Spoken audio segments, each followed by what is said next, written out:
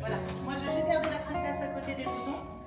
Je vous laisse avancer à peu près jusqu'au poteau avec le panneau. Voilà.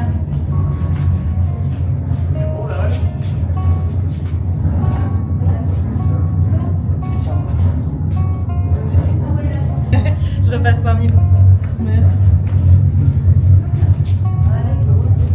Très bien. Bon bah écoutez, comme les mineurs, nous aussi nous allons entrer dans la galerie principale, ce qu'on appelle une boët, une voie de circulation, qui ne servait qu'à la circulation. Ce n'est pas dans cette galerie qu'on trouve directement le charbon. Le charbon se trouve dans des galeries plus étroites. On verra ça progressivement. Donc pour la sécurité, gardez bien les casques et vous observez de chaque côté du chemin des lignes blanches. Donc restez au maximum sur ce chemin pour ne pas vous fouler une cheville. Donc nous allons entrer dans la galerie principale, la boët. Venez, c'est parti.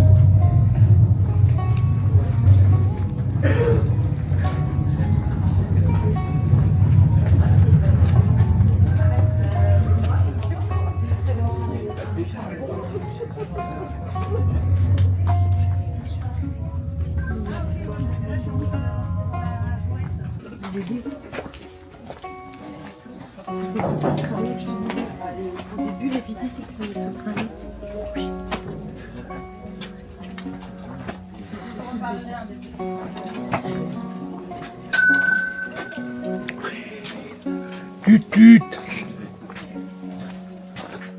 Donc effectivement, ce que je vous propose pour que vous puissiez bien voir, n'hésitez pas à vous placer un petit peu en angle de cercle. Voilà, prendre un bout comme ça. Voilà, comme ça, vous verrez aussi un petit peu si vous êtes. Très bien. Voilà. De toute façon, ne vous inquiétez pas si certains moments vous êtes un petit peu derrière, vous ne voyez pas très bien. Après mes explications, je vous laisserai toujours du temps pour regarder les chantiers. C'est le seul endroit où on a un peu du mal à voir. Sur les autres chantiers, ce sera beaucoup plus confortable. Donc pour les personnes qui sont parties avec mon collègue, vous inquiétez pas, elles vont arriver. Elles sont en cours d'acheminement. Alors, par contre, avant de poursuivre, attention dans ce décor, bien sûr. Voilà, regardez, elles sont arrivées. Je vois mon collègue. Voilà, impeccable.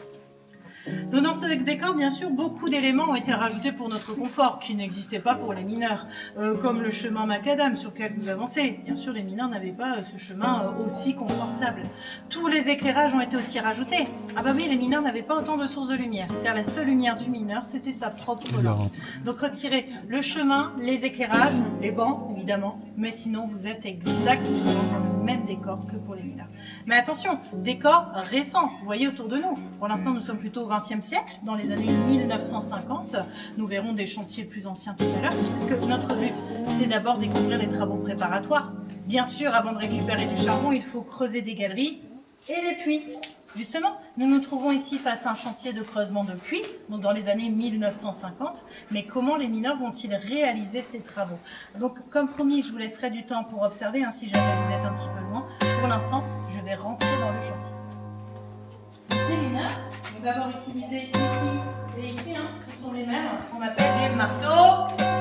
Ah non, pas dans le piège. Perforateur. On verra la différence avec les piqueurs tout à l'heure. Mais avec ces marteaux, les mineurs vont creuser plusieurs trous à la base du chantier. Ensuite, une autre équipe de mineurs, des bouts de feu, était chargée de placer des explosifs. On évacuait, on faisait exploser. Donc au niveau du sol, énormément de roches, de gravats, qu'on évacue au fur et à mesure à l'intérieur de tonneaux comme celui-ci. Donc voilà comment on procédait, sauf que ces machines fonctionnaient en continu et elles pouvaient produire énormément de bruit. Ce que je vous propose, c'est que je vais faire une démonstration. Je vais mettre en fonctionnement l'un de ces marteaux pour que vous puissiez vous rendre compte du vacarme qu'il y avait sous terre. Vous l'avez peut-être vu, moi j'ai de la chance, j'ai des petits bouchons d'oreilles. Je vous conseille vivement et fortement de vous boucher les oreilles. Donc on se bouche les oreilles. Attention, attention. Voilà. Je vais faire un décompte. Hop là. Donc ce sera celui-ci. Attention, c'est parti.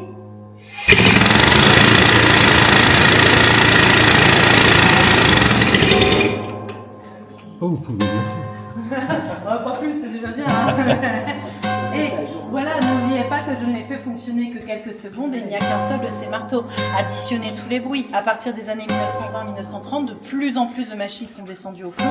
Ça veut dire de plus en plus de bruit. Et pas forcément protection auditive. Hein. Les mineurs ont commencé réellement à avoir des protections auditives seulement à partir des années 1960. Je vous en reparlerai à ce moment-là. Donc le bruit, oui, c'est une difficulté, mais ce n'est qu'une difficulté. Le mineur a d'autres contraintes. Tout d'abord, tout à fait la chaleur. Plus on va descendre sous terre, plus il fera chaud. C'est un phénomène naturel. À 500 mètres, il fait déjà 30-35 degrés, mais sachez que dans la région, des mineurs ont pu descendre jusqu'à 1260 mètres. Là, on approche des 40, voire même 45 degrés. Donc oui, sous terre, la chaleur est omniprésente. Mais on a aussi la présence naturelle de l'eau, de l'humidité. Hein. Ah, je reviendrai là-dessus. L'humidité, l'eau, hein, les risques d'inondation qui sont réels, surtout au XVIIIe et au XIXe siècle. Donc, humidité, chaleur, bruit au XXe siècle. Mais je reviendrai aussi sur des dangers comme les effondrements qui sont possibles. Vous l'avez dit, les poussières soulevées. Je vous parlerai des maladies comme la silicose, oui, nous y reviendrons. Hein. Et le gaz dangereux qu'il y avait sous terre, le grisou. On parlera effectivement des coups de grisou, de ces risques d'explosion tout à la fin de la visite, on y reviendra. Pas de démonstration, hein, bien sûr, rassurez-vous. Il n'y avait pas de volontaire. Bon, dommage, oui et non. Ça va en tout cas pour tous jusque-là? Oui. Ouais. Bah écoutez, comme promis, si vous étiez à l'arrière, vous n'avez pas vu. On fait un croisement. Je vous laisse du temps pour bien regarder les chantiers. Les photos sont autorisées. Et dès que vous êtes prêts, on se retrouve pas très loin dans la voie principale. Bon, je vous dis à tout de suite. Enfin, si tout va bien. J'ai le droit à 10% de perte, mais bon.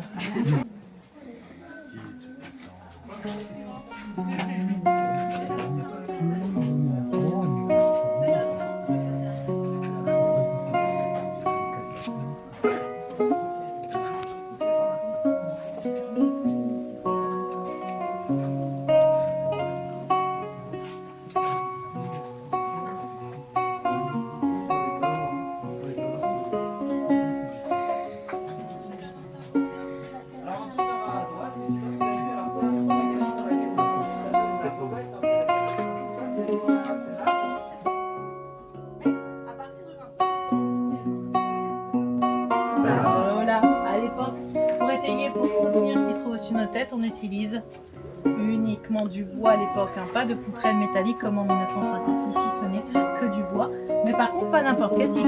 On en choisit un bien spécifique. À votre avis, lequel ici vous donne? Et glace.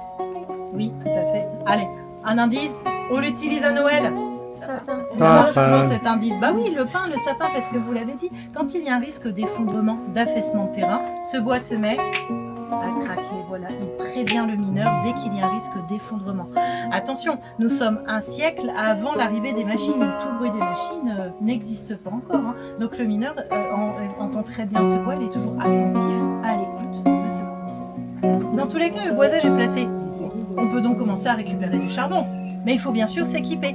L'équipement du mineur, je vous laisse le temps de regarder si vous êtes un petit peu loin, mais on l'observe sur le mannequin, son équipement est très simple, très sommaire. D'abord sur sa tête, c'est pas vraiment un casque, ça ressemble davantage à un chapeau, tout à fait. Un chapeau en cuir bouilli qu'on appelle la barrette. Oh, c'est solide, hein, ça le protège relativement bien. Par contre, son vêtement, c'est bizarre. Vêtement de toile de lin, blanc. Pas très longtemps à mon avis. Hein. Le mineur est en blanc parce qu'à l'époque, le mineur n'a pas le choix, il doit acheter sa propre tenue de travail. Sauf que des vêtements teintés, colorés, c'est trop cher, c'est trop coûteux. Voilà pourquoi le mineur est en blanc. C'était moins coûteux pour lui. Et enfin, à ses pieds, il porte de simples espadrilles. C'est pas terrible contre les chutes de pierre. Même raison que le vêtement, c'est le mineur qui achète. C'est donc beaucoup moins coûteux. Donc l'équipement est simple, mais il y a aussi les outils très simples. Pas encore de machine. La seule force utilisée, c'est la force des bras. Le mineur, avec un outil très important, a une seule pointe. Ce serait quoi cet outil à votre avis? Je suis à la mine, on va plutôt appeler ça, un mot en 3 lettres. Le pic, voilà, c'est le terme exact de la mine. Comme une pioche, même principe, sauf que la pointe est légèrement plus petite.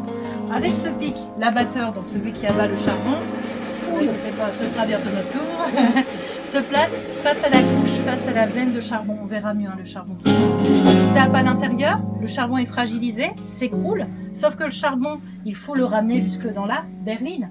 Les berlines, ce sont les wagonnets qui servaient au transport des roches. Pour faire ce travail, on fait appel à beaucoup de personnage. À la mine, il y a des adultes, mais aussi des enfants. Surnom, Galibo, tout à fait, les apprentis mineurs.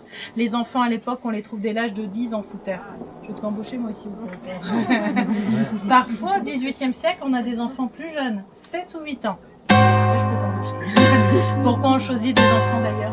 Ils sont petits. Ah bah oui, ils sont petits, donc moins de difficultés pour entrer dans les chantiers étroits. Donc ils ramenaient le charbon jusqu'à la berline, sauf que leur travail ne s'arrêtait pas là. Ils vont devoir ensuite poncer les berlines. Une berline, quand elle est pleine, c'est quand même 500 kilos. À votre avis, combien d'enfants d'une dizaine d'années poussaient 500 kilos? 70. Oh, vous les mettez où? Il n'y a pas beaucoup de place, hein? Beaucoup Cinq. moins. Que 2 enfants d'une dizaine d'années. N'oublions pas, nous sommes en 1860, l'école n'est pas encore obligatoire. À partir du moment où on juge que physiquement l'enfant est apte à travailler, si ses parents sont à la mine, il travaille à la mine. Pour ceux qui étaient en surface, au champ ou à l'usine. C'était la révolution industrielle, et oui. Et les parents touchent un salaire pour leur enfant ou... Bah, étant donné que les enfants étaient à 2 pour faire un seul travail, ils se partageaient un seul salaire. C'est comme ça. Un enfant était payé moitié moins qu'un adulte. C'est mieux quand même aujourd'hui l'école, hein, tu trouves pas? Mais finalement, ces enfants poussaient les berlines jusqu'en voie principale, car un dernier personnage en personne lui apercevait un animal. Les rodins prenaient le relais des enfants. Je vous en parlerai plus en détail dans la limite. Ça va encore? Ouais. Bah écoutez, comme promis, si vous n'avez pas vu, si vous souhaitez faire quelques images, je vous laisse du temps devant le chantier. Dès que vous êtes prêts, on se retrouve près du chantier. À tout de suite.